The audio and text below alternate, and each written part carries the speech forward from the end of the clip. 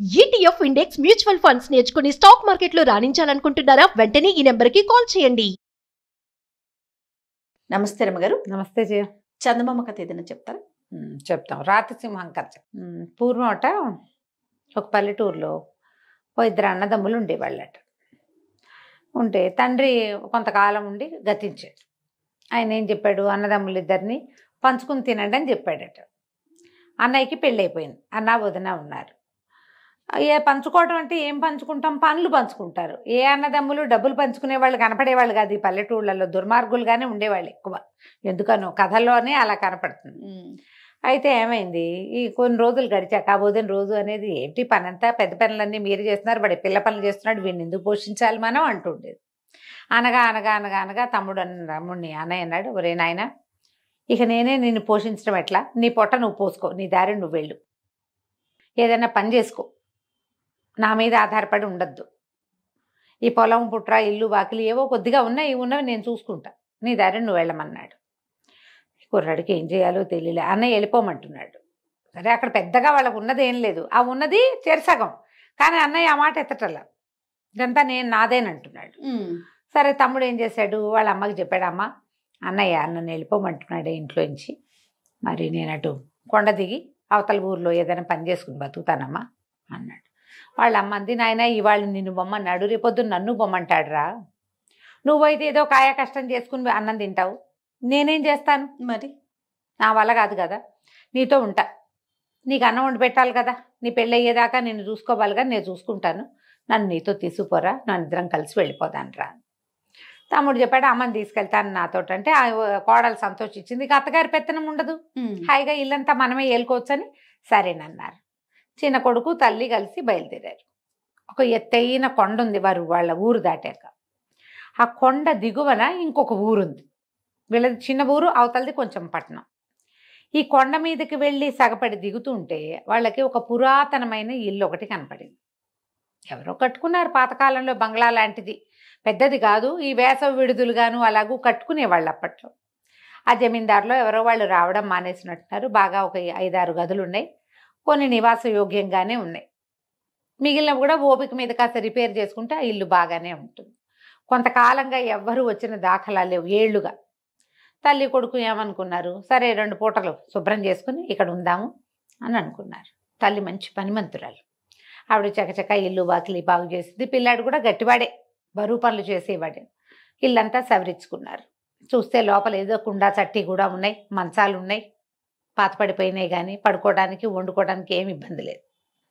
పొయ్యికి ఏముంది, కొండ మీద 4 చితుకులు పెట్టి 2 రాళ్ళు పెట్టుకుంటే మంట పొయ్యి, గిన్నెలు అయితే ఉన్నాయి. సరే, కుర్రాడు ఏమన్నాడమ్మా, అటు కొండ మీదకి వెళ్ళి ఏమైనా కొంచెం చెట్లు కొట్టుకుని ఊళ్ళోకి తీసుకెళ్ళి కట్టెలు అమ్ముకొస్తానమ్మా అన్నాడు. తల్లి ఏం చేసింది, వచ్చేటప్పుడే తమ సామాన్లతో పాటు ఇన్ని బియ్యం, పప్పు, కూర అన్నీ పట్టుకొచ్చింది. పప్పు ఉప్పు తెచ్చింది. అన్నం పప్పు వండుకుని తిన్నారు. ఆ పొట్టు పడుకున్నారు. మర్నాడు పొద్దున ఏం చేశాడు కుర్రాడు, కొన్ని చెట్ల కొమ్మలు అవి ఎండు కొమ్మలు అవి కొట్టుకుని 2 మూటలు కట్టుకుని కొండ మీద నుంచి దిగి ఆ ఊళ్ళోకి వెళ్తున్నాడు. ఊళ్ళోకి వెళ్తుంటే వాడికి ఆ కొండ కొస మీద ఒక రాతి సింహపు బొమ్మ కనపడింది. ఓ, ఏమిట్రా అని బాగా చూస్తే అది సింహం ఎట్లా ఉందంటే చక్కటి సింహపు ముఖం, ఎవరో చెక్కారు.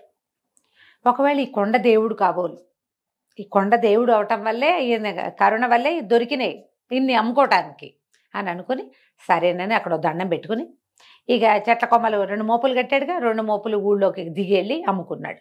సాయంత్రానికి డబ్బులు వచ్చినాయి. డబ్బులు పుచ్చుకుని వస్తూ ఏం చేశాడు, నూనె, ఒత్తులు, ఒక పాత ప్రమిదలు కూడా కొనుక్కొచ్చుకున్నాడు. ఈ ఇళ్ళల్లా వెతికితే ప్రమిదలు కూడా దొరికినాయి, సామాన్లు ఉన్నాయి కదా, ఎవరిదో పెద్దవాళ్ళ ఇల్లే అది. వీడేం చేశాడు, మర్నాడు ఈ కొండ మీదకి వెళ్ళేటప్పుడు చెట్ల కొమ్మలు కొట్టుకోవడానికి మళ్ళీ వెళ్తున్నాడు. కావాలిగా, రోజువారీ డబ్బు అవసరం కదా. ఈ రాతి సింహం దగ్గర ఆగి దండం పెట్టుకుని తెచ్చుకున్న నూనె ఆ కుందిలో పోసి ఆ 2 ఒత్తులు వెలిగించి దండం పెట్టాడు. దండం పెట్టేసరికల్లా ఆ సింహం లోపల నుంచి మాటలు వినిపింటాయి, ఎవరినైనా నువ్వు అని.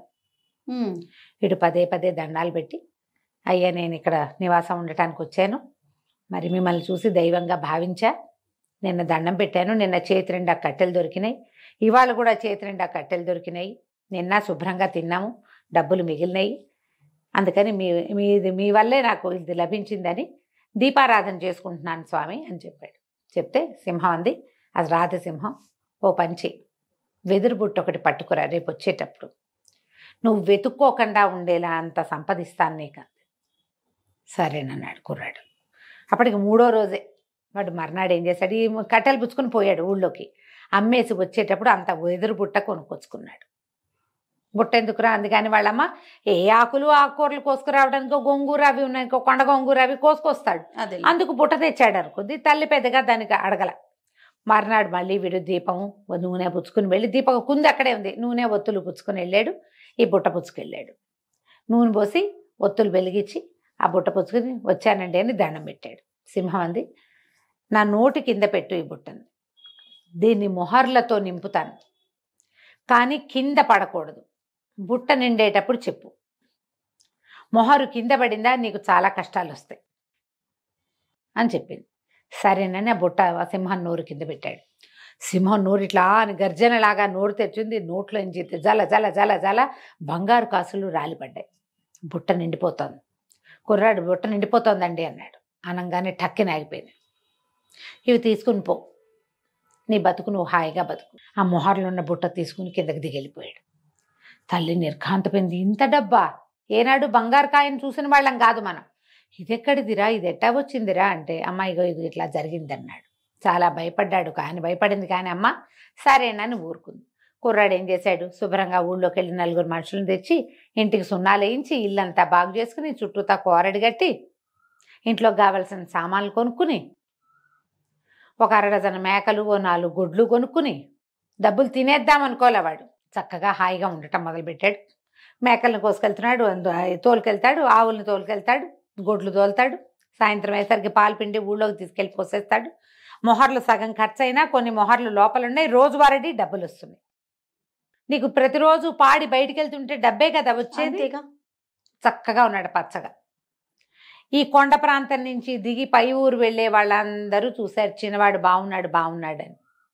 ఎవరో 2-3 పెద్ద మనుషులు, మీ వాడికేమో బ్రహ్మాండంగా ఉన్నాడు, కొండ మీద ఏదో ఇల్లు పట్టాడు, ఇల్లంతా బాగు చేశాడు, మరి గొడ్లున్నాయి, నేడో రేపో పిల్లనిస్తారు ఎవరైనా వాడికి, వాడి పని పసందుగా ఉందన్నారు. వీడికి అర్థం కాల, నేనేమి ఇచ్చి పంపలేదే వీడికి, వీడికి ఏదైనా పాత ఏదైనా దొరికి ఉండాలి. ఇలా ఆలోచించి మొగుడు పెళ్ళాం ఇద్దరు వెళ్ళారు.